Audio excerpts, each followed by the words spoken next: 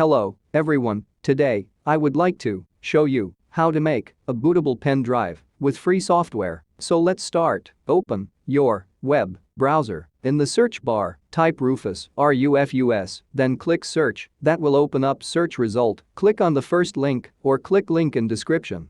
This will open up Rufus download page. Click on download the portable version. If you don't want to install Rufus on your system, in this case, I downloaded the portable version. After downloading the .exe file, it will directly open Rufus. Plug in the USB drive, and you will instantly see it in the top drop-down menu. Once you see the drive, click on the select button. On the browse window menu, locate the folder where you've stored your ISO file selected, and click on the open button.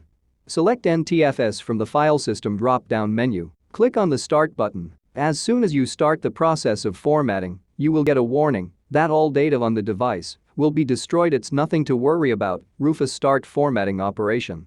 Click on the yes button and Rufus will take care of everything, and Rufus starts to create the bootable USB drive.